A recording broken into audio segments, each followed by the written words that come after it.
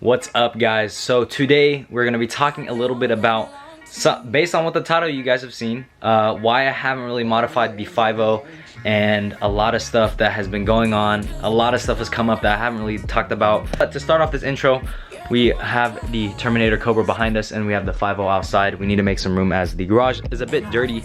But other than that, we're gonna be talking a little bit about, like I said, why the 5.0 has been not really modified as much as I'd like to. And most of my plans have really gone towards modifying the Terminator at the end of the day. And with that, you know, I do understand it takes money to make money. At the same time, these mods are not cheap whatsoever.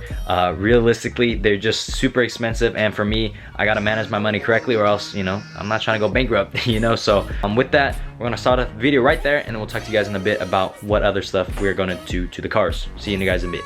Now, the 5.0 may not be a Terminator, but I will say this thing looks damn good. I'm not gonna cap, like, to the naked eye. I'm definitely gonna have to give the win to the 5.0 on this one, just because it's a good looking car, guys. I'm not gonna lie. The 5.0 just really catches everyone's attention, and it'd be stupid of me to say that the Terminator looks better than this. I mean, you really have to have an acquired taste. I think that's the best way to put it. But for me, I really dig the way the 5.0 looks, and I know a lot of people do. Let's get a little cold start. I'm gonna get some corn as we are a bit low on gas.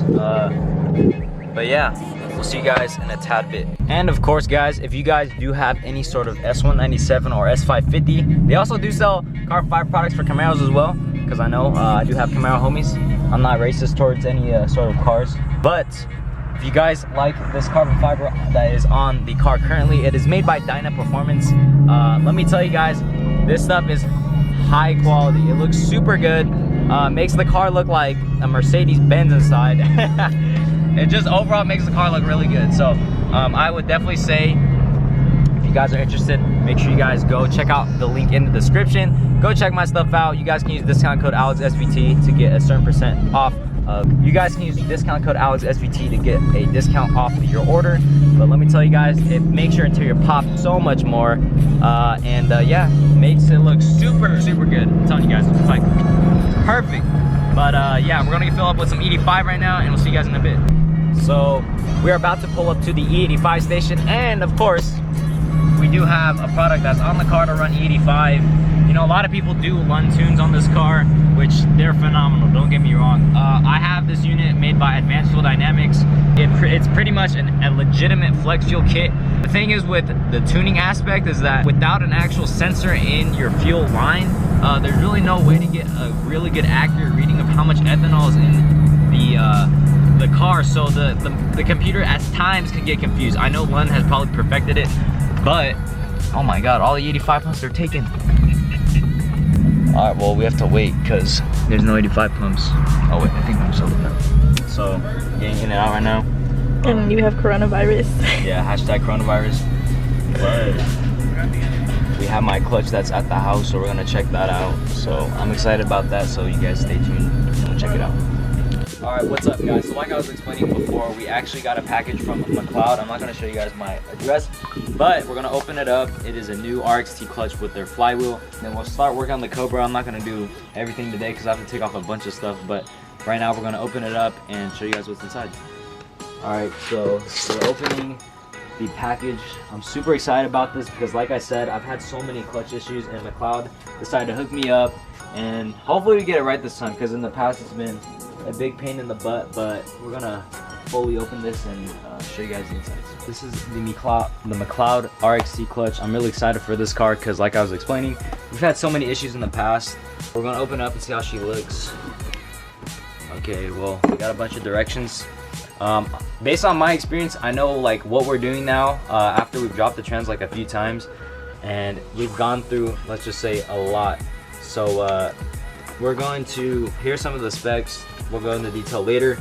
But if you guys are putting a twin disc clutch on your car, I would highly suggest that you either hire someone or watch the videos that are going to be upcoming with me installing the clutch, because we've gone through, I'm telling you, a lot of hard work, dropping the transmission multiple times, but we still can never get it right. So here's the clutch. That thing is super nice. We have a flywheel. We're gonna send the other unit back, so we'll probably send it in this, but we ultimately have to get the Cobra up in the air and get her unbuttoned up. But here's the new clutch. I'm super excited. But yeah. I know. You're good, yeah? I missed the Cobra. I haven't started this thing in like a good month probably, and she sounds pretty good. I'll drive around the block even though it's still not running in tip-top shape, pretty much flat. Like I said, it needs a clutch, and that's pretty much it. But we do have a bunch of parts ready to be put on this car, and I'm looking forward to that. It's just been a long time because I've had to deal with a bunch of crap. But other than that, we're almost there in terms of getting this car where I wanted to. So the clutch doesn't disengage properly. So like I said, we're gonna get a new clutch. I'm gonna give Mcleod the old clutch, but we're gonna take her around the block. She doesn't drive the best. Like I said, I have a T56 Magnum in this car. It's a whole different setup. Look at baby number 2. For real.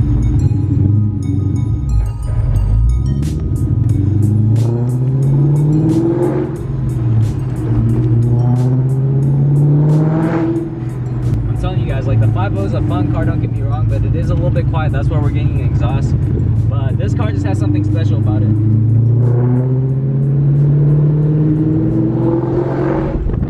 So pretty much the issue is right now is that the gears aren't shifting the way they should.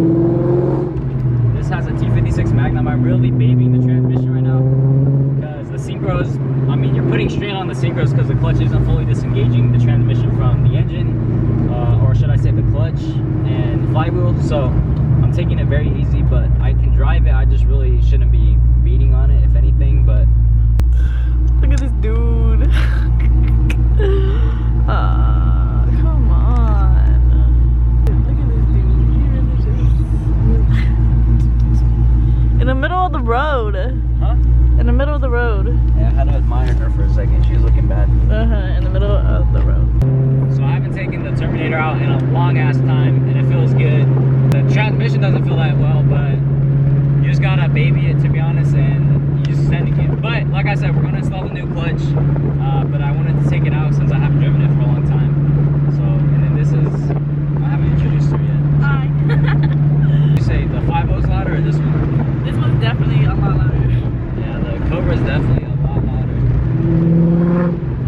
Yeah, like a lot of people don't like the drop top, which I understand because it looks different when the top is up, but I think it looks good both ways, and ultimately I'll probably get a hard top at some point, but I think it looks good.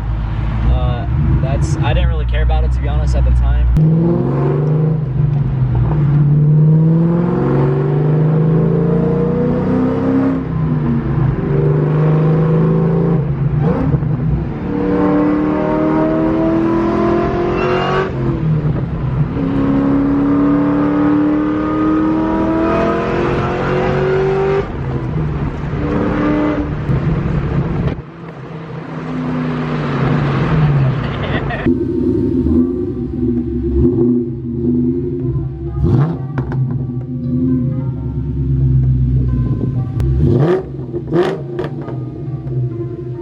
Now we're gonna put the car up in the air and get ready to start disassembling everything. We have to take off the long tubes on one of the sides, so it's gonna be a pain in the ass, but I hope you know that this one is not good. What? Because my nail's in it.